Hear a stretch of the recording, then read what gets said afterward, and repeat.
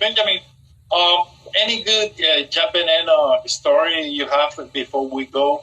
Funny. I remember that he all the week gives salami to the people.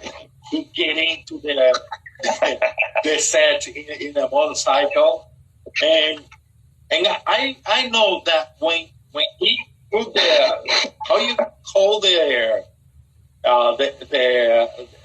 leotard that they use, when he put it down, he's gonna win the fight. That was the sign that he's gonna win the fight. Oh wow! A lot of really funny stories with Jack Veneno. A lot of things are just amazing, totally unique. Jack Veneno, we would go through the capital, Santo Domingo, and there would be traffic, and it would be bumper to bumper, and people would get out of their cars and surround Jack's car, or whatever vehicle we were in. Yeah, they used to.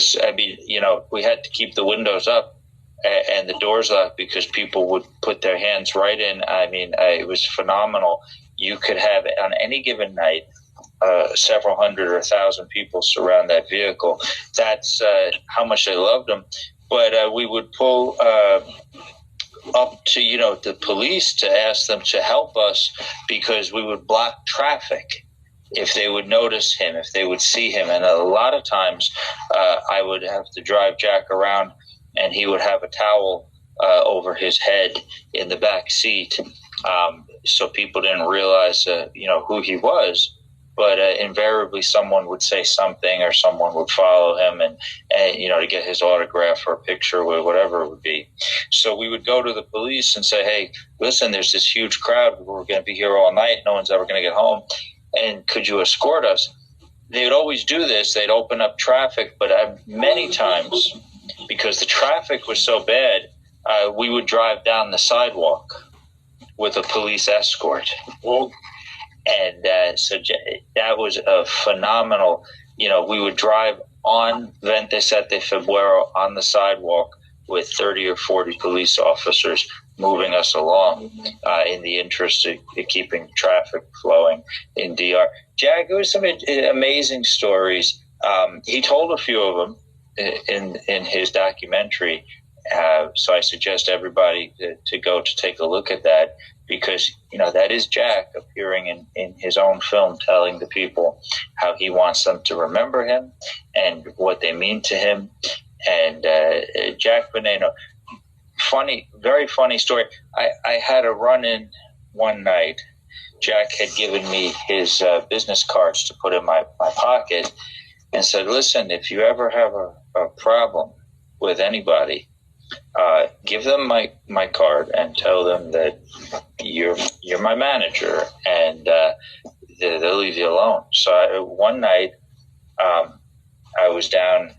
We were lost. I was with my fiance, and the police came by, and I had a map.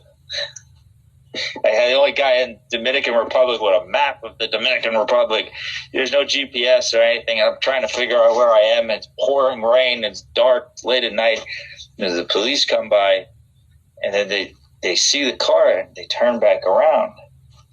And, I understand, because the Dominican police are so underpaid. They're the lowest paid police force in the Caribbean, and hopefully we can change that in the near future, because the police, when you underpay your military and your police, is always bound to be an issue. But escaping that for a moment, the two police officers come out, and one man comes up, and he leans over into the car, and he's asking my girlfriend, he's going, are you okay? Is everything okay? And she said, of course I'm okay. This is my fiance, my husband to be, right? The other guy had a shotgun. So I said, listen, buddy, how do I get to this highway? How do I get to this location? And he gives me this line. He says, well, something, we know where that is, but the police here don't make a lot of money. You know what I mean? And I understand, but I said, I went in my pocket. I said, mira, yo soy el parte Rafael Sanchez, Jack Veneno. And the police officer put his hands up. And the other officer with the gun says, what happened? He goes, El Deporte de Jack Veneno.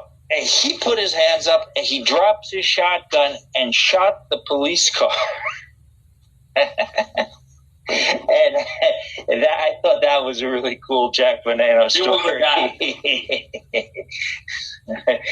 Jack was the man. Jack was the man.